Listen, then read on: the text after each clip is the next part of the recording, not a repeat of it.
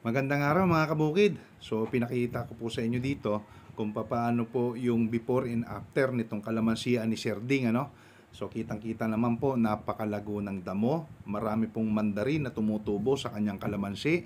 So ito na po yung transformation. Hindi ko na po pinakita kung paano po pinag-grass cutter ko muna. So dito nagbabad ako ng activator. Pinalagyan ko po ito ng 2 litrong molasses, ano. Ibinabad ko po sa isang drum yung kalahating kilo para lang po mag-multiply po yung ating microorganism. So ganito po ka-safe yung aming produkto. Pwede nyo pong amuyin, matikman nyo, wala po tayong magiging problema. Mainom po ng inyong alagang aso, very safe po yan.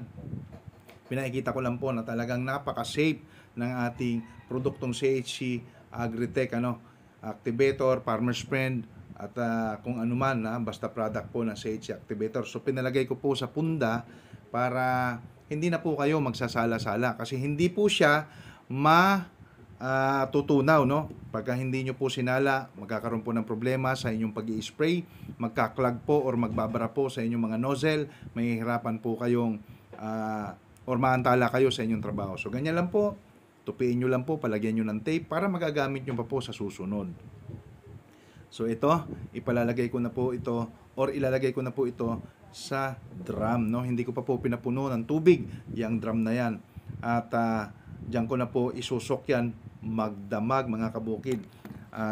Kailangan basang-basa po at pisil-pisilin nyo po muna hanggang sa lumabas ang lahat halos ng katas ng ating CHC Activator kasi ang kailangan po natin dito ay yung mga beneficial microbes. So kinabukasan mga kabukid, alas 7 ng umaga, bumalik po ako dito mga kabukid para ipakita sa inyo itong gagawing pag-i-spray ng activator.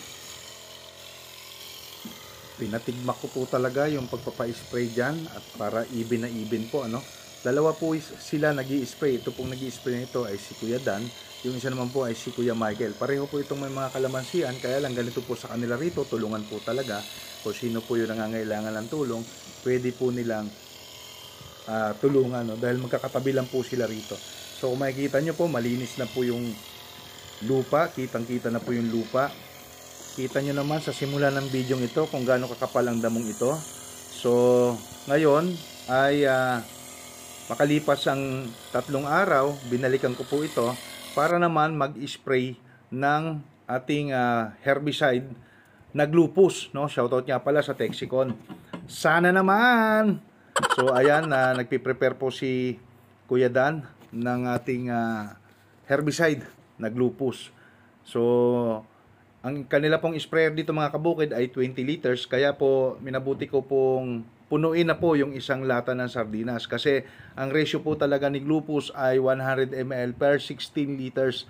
So sabi ko po, punuin na po yung isang lata ng sardinas para po mas mag-penetrate talaga yung ating lupus sa mga damo. Ito mga kabukid ay lupus na po ang laman yan. Pinay-spray na po natin sa ating mga damo, ano? O kita nyo naman, may mga bulaklak pa po yung mga kalamansing yan, no? Yung iba, pero gaano ka-safe at talagang hindi po siya masungit or galit sa ating tanim, ano? Even po mga kabukid sa okra, even po sa sili, ano?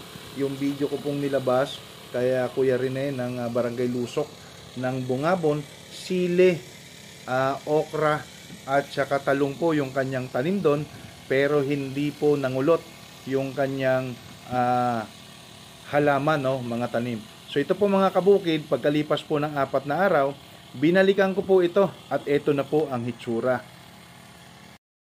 4 to 6 more days later. So ito po ang ginagawa ng aking dalawang bossing na ito. Magdudugtong po ng hose hanggang doon sa dulo. Siguro Oh. 250 meters. Kaway-kaway naman dyan. Kaway. Yung mga followers at saka mga fans po ng dalawang ito, ha? Kabukid. Boss Mike, ano nang napansin mo agad sa ating kalamansi? Nariwa. Nanariwa siya, no? Nariwa. Nanariwa siya. Si Boss Michael po mga kabukid ay meron ding iniintinding kalamansi yan. Oh, doon sa Paikutin mo pare.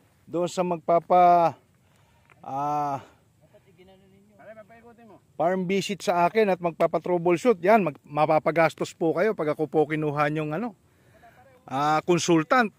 Yan oh. Ganuhin mo lang ganun eh, no? May power spray na. Sabi ko mag-host tayo kasi ginagamit po kasi nila sa mga herbicides ako. Ito hindi po. Kaya pinagamit ko ngayon.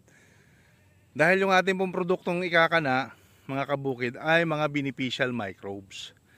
Kaya dapat safe po tayo sa anumang chemical. So nanariwa, no? Ang ganda ng mga puno ng kalamansi ngayon. Palibhasa na wala na yung makukulit na damo.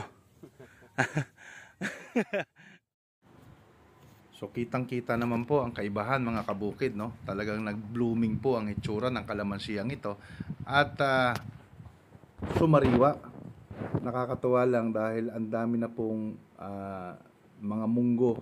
Silaki ng munggo na mga bunga nito, no? Isang beses pa natin to na i-spray ng activator. At sa isang araw ay ipa-spray naman po natin ito ng Farmer's Friend. Kaya po natin in-spray ng activator kasi ang activator po magaling po siya sa mga molds, no? Magaling po siya mag-alis ng fungus dahil microbes nga po ang laman ni activator at napakataas po ng kanyang trichoderma content. Talaga pong kaya niya pong i-eliminate yung fungus, yung mga dagta ng inyong kalamansi, yung nalalanta na po yung mga branches. So activator lang po yan. Kaya lang, huwag nyo pong i-expect na isa o dalawang spray, tanggal na po yung fungus nyo, no? Hindi po, matagalan pong proseso, no? Palagian po tayong gagamit hanggang sa talagang makikita natin na magbalik na sa dating itsura yung inyong kalamansi. So ito, naagapan naman po natin dahil ito po ay inatake ng mga molds, aphids, no? Kaya minabuti ko pong isprayhan ng activator. At pinag-grass cutter na rin natin at pinalagyan ng ating herbicide na Glupus. Kaya ito po ang hitsura ng kalamansi ang ito. So tutok lang po kayo sa mga susunod kong videos mga kabukid.